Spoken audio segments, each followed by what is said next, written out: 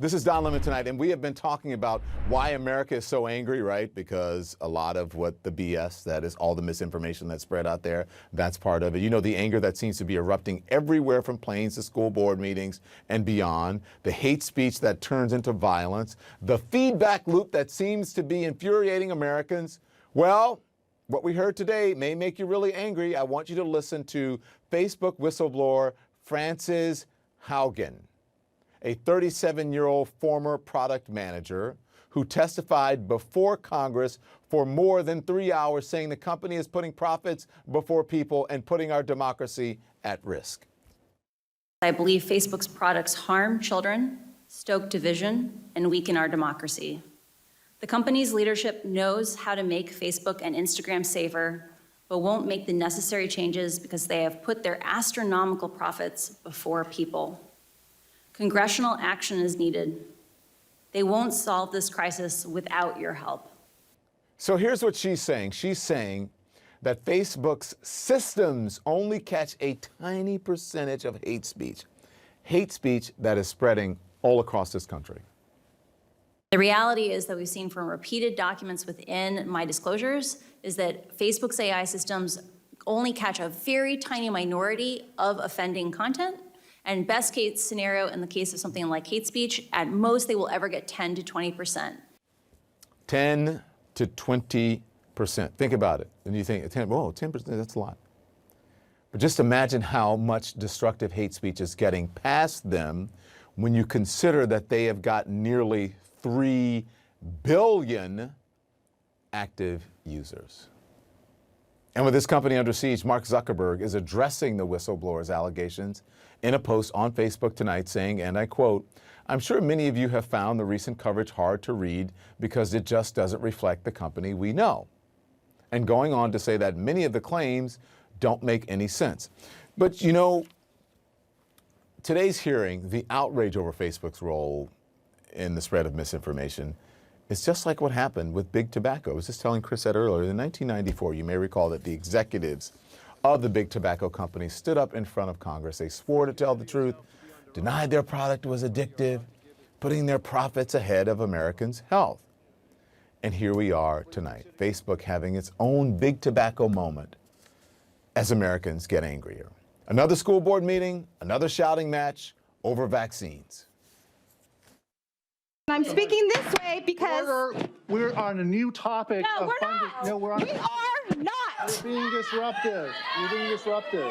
So We're going to adjourn and take a 5-minute recess. Exhibit A. Parents yelling and screaming about vaccines that could save their children's lives as more than 700,000 Americans have died in this pandemic. And let's not forget the anger that exploded into one of the darkest days in American history. Bloodthirsty rioters attacking the seat of our democracy on January 6th. Let's not forget they tried to overturn a free and fair election. And let's not forget the rioters put up a gallows outside and chanted, "Hang Mike Pence." Hang Mike Pence! Hang Mike Pence! Hang Mike Pence! Hang Mike Pence! Let's not forget the then vice president and his family had to run for their lives.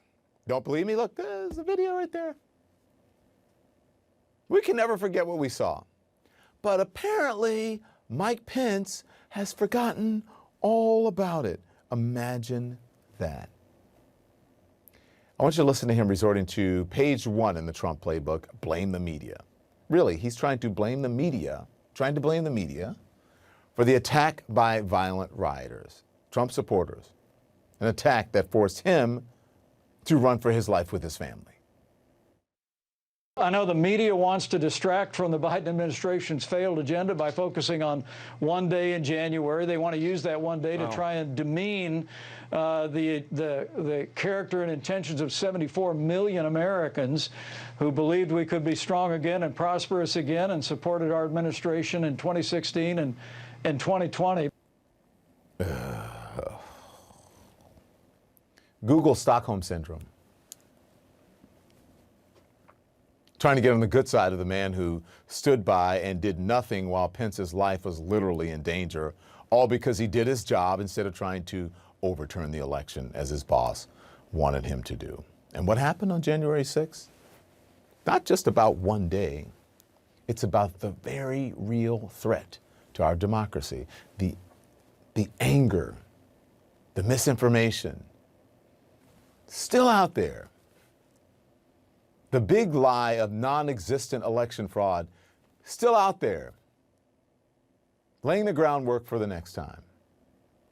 But far too many Republicans are putting their political lives ahead of the defense of our democracy. Nikki Haley.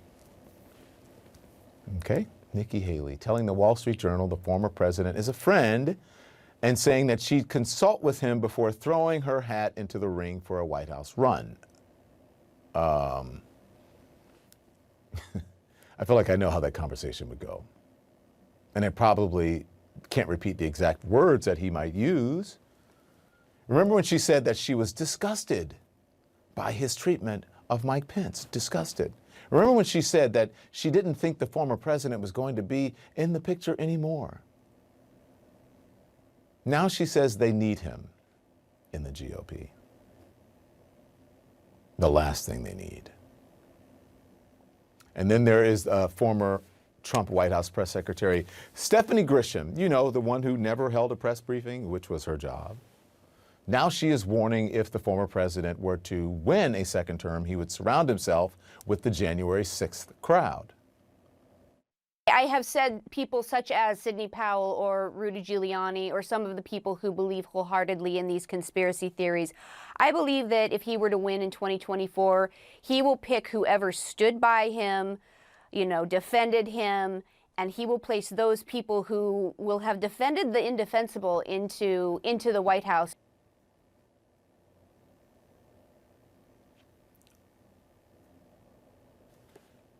Okay. There's so much I want to say. Where were these people when it was happening? When they were, don't roll, just hold the prompter. Where were these people when they were, where was this attitude when they were on Fox News saying the most insane stuff,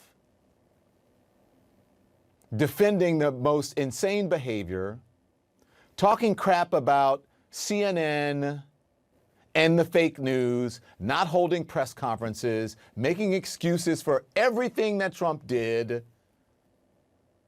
playing cleanup on aisle 45. Every day. The fake news. Now they want to come on CNN. Why do you want to come on CNN to sell a book when all you did was talk crap about CNN? Huh? Or any other network. Go on the Fox Propaganda Network and sell your book. Why didn't you stand up for our democracy when you had the chance to do it?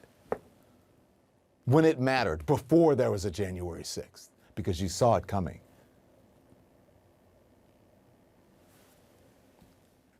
Stephanie Grisham, the fact is she saw plenty when she was in the White House herself. She could have warned America then. She didn't do it. Now she's running to Jake Tapper, talking about the then president was trying to stage a coup. No crap. You think that the president was essentially trying to stage a coup?